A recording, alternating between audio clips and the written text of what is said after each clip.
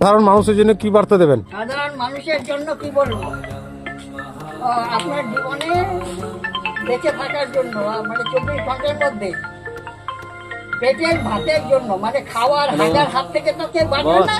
যতদিন পৃথিবীতে বেঁচে আছো, রাজাই হও আর জমিদারই হও, তোমাকে খাইতে তো হবেই। সেই খাওয়াটা খাওয়ার জন্য সৎ পথে 8 ঘন্টা রোজগার করো। এবার গরু চড়াবে না ঘোড়া চড়াবে, নাকি ডাক্তার হবে, নাকি ইঞ্জিনিয়ার হবে, নাকি চাষা হবে, নাকি কারখানার শ্রমিক হবে, 8 ঘন্টা সৎ পথে রোজগার করবে, অসৎ পথে নয়।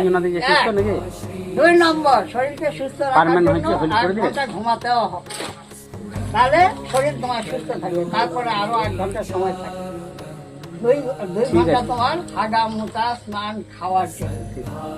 তারপরে 2 ঘন্টা তোমার পারিবারিক জীবনকে সুন্দর রাখার জন্য, বাবা মা ভাই বোন স্ত্রী পুত্র কন্যা যা আছে তাদের সঙ্গে 2 ঘন্টা সময় দেবে।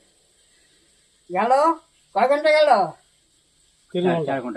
4 ঘন্টা চলে গেছে। আর তারপরে 2 ঘন্টা তোমার ব্যক্তিগত মনোরঞ্জনের জন্য, ক্রিকেট ফুটবল ব্যাডমিন্টন হকি গান গাওয়া নাচ যা তোমার ভালো লাগে, বই পড়া, যা খুশি তুমি তোমার মনোরঞ্জনের জন্য 2 ঘন্টা দেবে।